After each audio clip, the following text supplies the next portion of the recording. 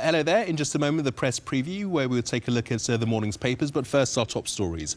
Donald Trump has delivered a sustained attack on his critics in a news conference at the White House. He repeatedly assailed the media and claimed America and the world were in a mess when he took over.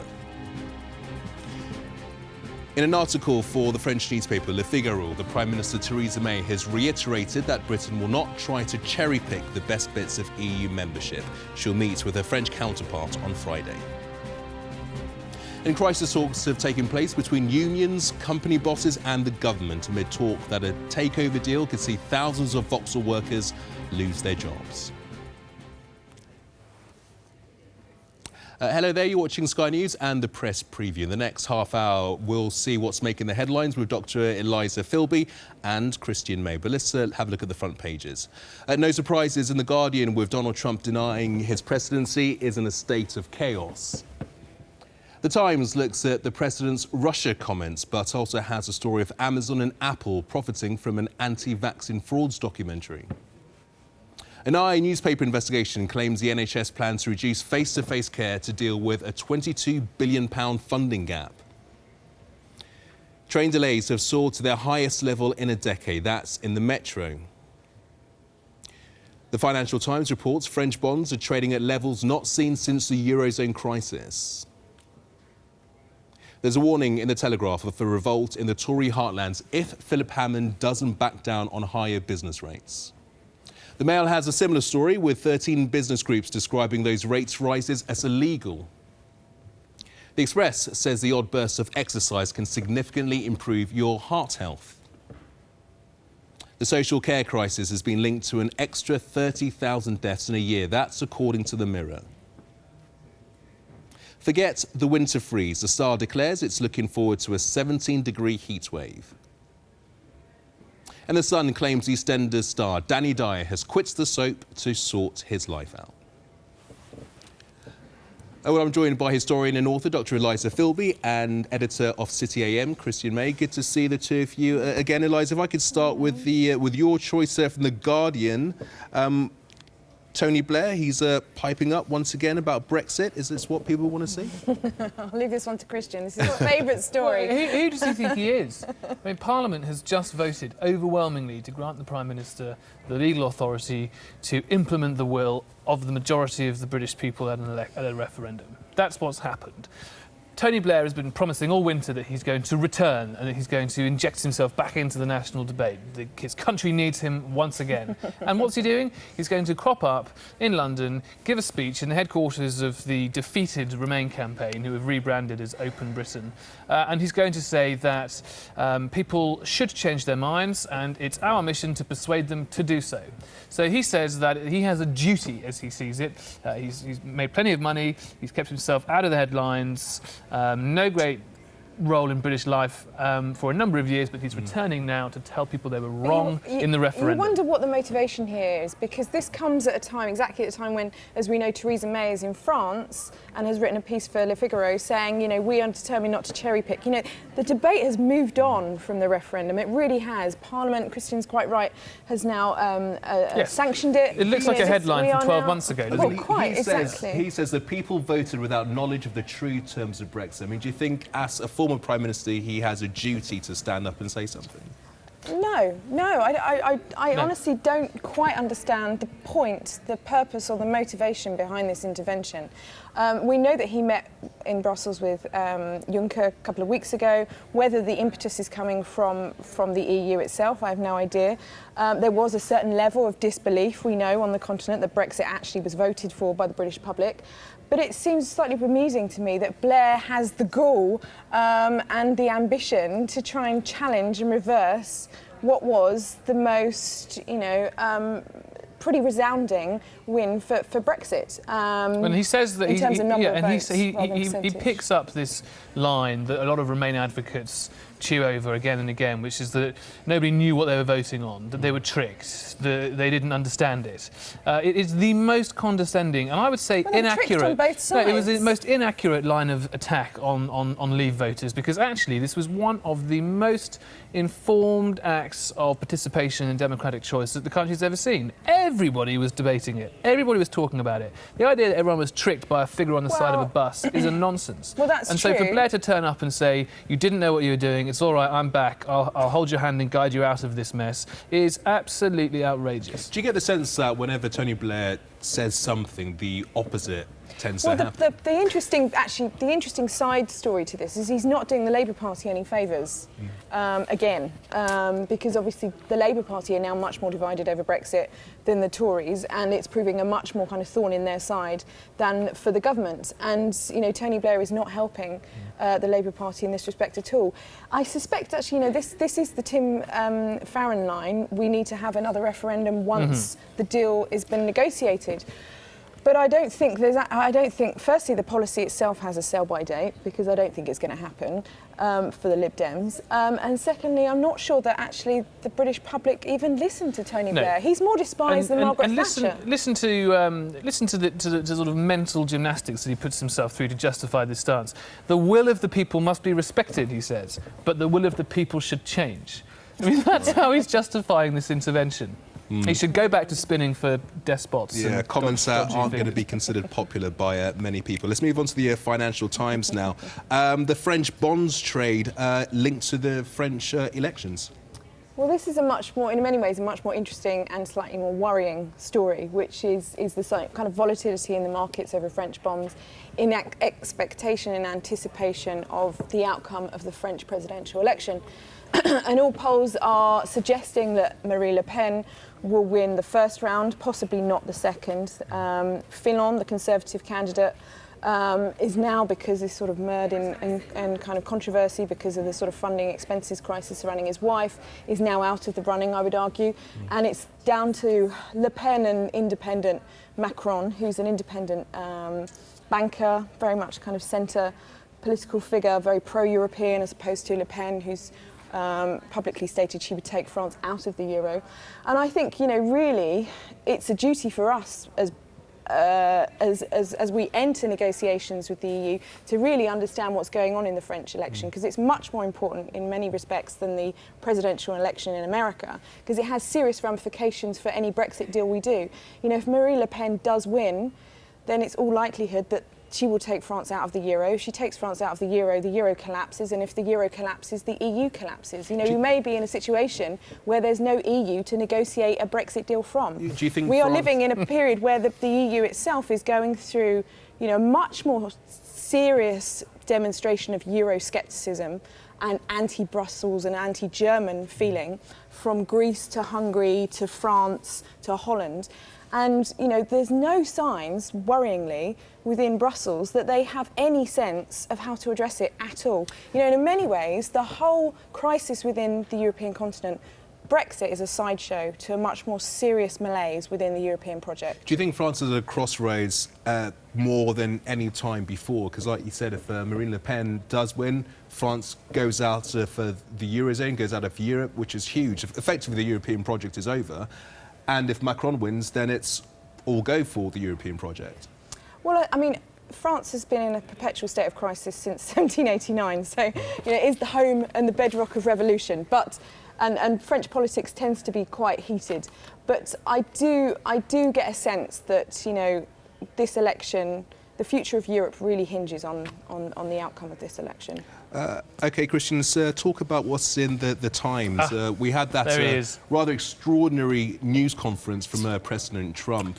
Yeah, I mean, it was hugely entertaining for us, of course, because we'd never seen anything like it in front of a White House presidential seal. Worth bearing in mind that it will be hugely popular to the majority of, if not all, of Trump's supporters, who have always been alongside him in his attacks against the Washington establishment, the New York Times, the failing New York Times, as he calls it. So there'll be plenty of people who are cheering him on, and actually a lot of people saying, I've waited 20 years to see a politician speak with that candour. at the White House. Now, if you can accept that, it's a presentational change of presentational style from a president. But if you look at what he says, that's what people were trying to get at here. He was under a sustained grilling. What did you know about the phone calls your national security advisor had with the Russians before you took office, which is illegal? He's taken aim at the leaks. They had that extraordinary moment where he was asked about this process and he said, well, the leaks are real, but the news is fake. And he's called the media the most dishonest, the most corrupt and out of control. Now, hopefully, and actually we've seen evidence, plenty of evidence, before we all get carried away, there are sufficient checks and balances on presidential authority in the States that he's not able to start shutting down channels and newspapers with which he disagrees. The courts, for example, have struck down his travel ban, although he vowed today in this remarkable press conference that he was going to bring it back in a form that he thinks will get through the courts. Well, what I find incredible about this is that, generally speaking, the office of the president is almost revered by the US press. Yeah. There's a real element of respect there, and you're just not seeing that on this occasion. The culture of that press conference was completely different to any press conference in the US you've seen over the last, I would say, really since Nixon, because the way in which the tension between the press cohort and the president. I mean, he was cherry-picking, he was asking and demanding nice questions, cherry-picking journalists he liked. I mean, it was quite a performance. It was hugely entertaining. And he knew it, because he does know this. He said at one point, I get great ratings, don't I? Well, no, he actually said as well, I won the presidential election on making great speeches and doing great press conferences, which I'm not sure is 100% true, but certainly he loves the theatre of it, and he was indulging in it, certainly. But it did come across as slightly mad and unhinged and rambling, but to his incoherent. supporters, they'll say he's absolutely right. And well, there's a certain level which actually he's underplaying by focusing so much on the media and fake news and the failing New York Times. He's underplaying where he's had some success. You know, let's not forget, firstly, that he hasn't been president for a month, and yet we've had high drama for nearly that period entirely. But also, you know, he's been tremendously successful in publicly shaming those car companies and companies, you know, basically being shamed into bringing back jobs to America.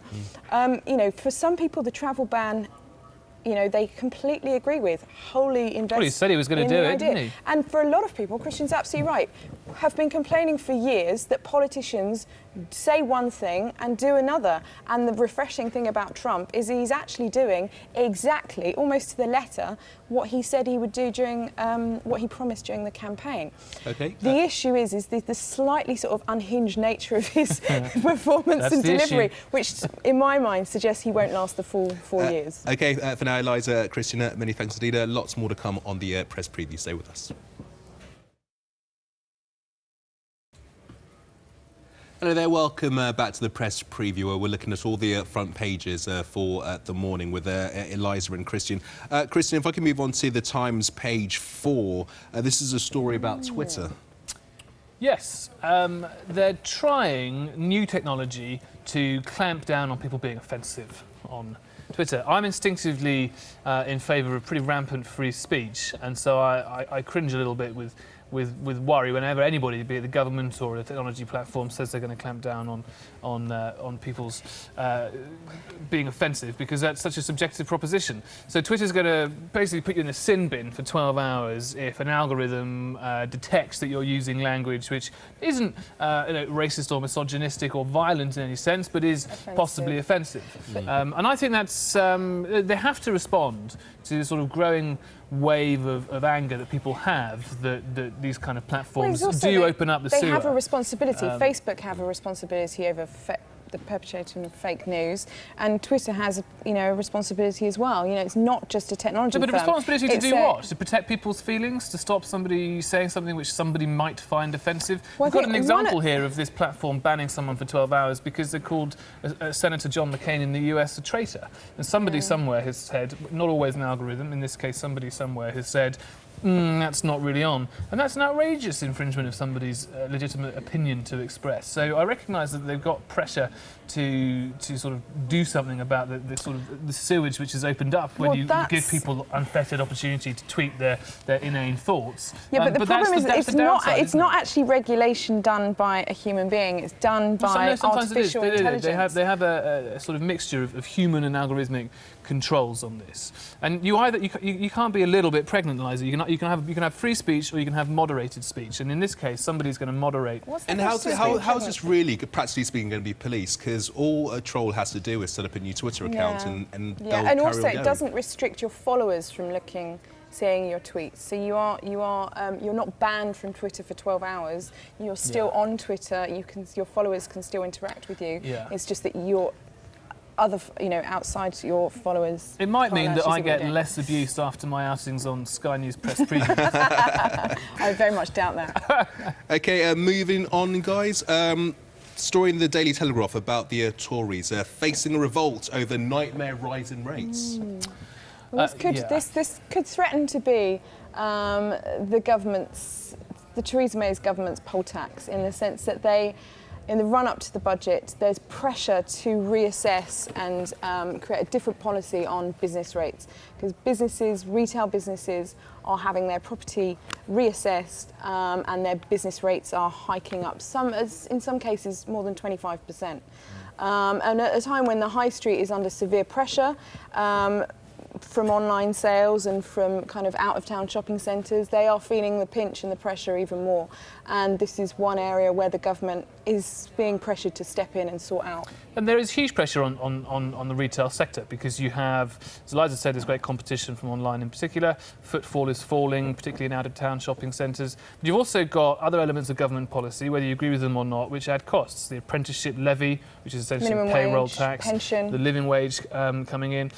So those are the sorts of pressures which are leading, in this case, a Tory MP who represents a central London seat, but plenty of others, to say you have to do something. These taxes are being reassessed to take note of the increase in rentable value of a property from 2008 to now, which of course has been huge. In some cases, you have up to 40% increases in their taxes. So the government say they're going to put caps on it and that some people are going to be exempt, but ultimately a lot of people are going to be clobbered with a seriously high new tax, and the pressure is on the Chancellor. And also the politics of this is very important. If we're a nation of shopkeepers, those shopkeepers invariably vote Conservative, and these are in core Conservative constituencies. And by really not ignoring this issue, they are ignoring their core Conservative supporters. If they ignore this issue and they do ignore their core Conservative supporters, I mean, where would those supporters go? To which party?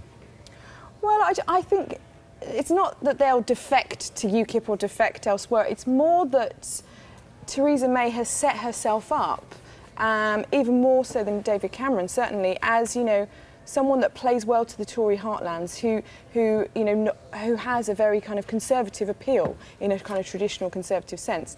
And if she doesn't, whether it be on business rates or other issues, then people are going to start to question her legitimacy and authenticity. There's a concerted effort to tackle the issue of business rates. The Mail have another front page take on this, as do we tomorrow morning, on business groups and employees groups coming together to basically launch a legal challenge, not to the rate rise itself, I think, as the Mail front page puts it, but to a niche element of the government's proposed reforms about how you can appeal your rate rise, and the case is that's not legal as the way the government has set it out. So they sort of, all these opposition groups to the rate rise coming in from a technical legal side now, alongside which you have this political opposition rising as the budget draws near. OK, Christian, Eliza, many thanks indeed. Eliza, it's going to be the last time they're going to see you on the press preview for a little while. Congratulations on your pregnancy, and we'll see you when you come back.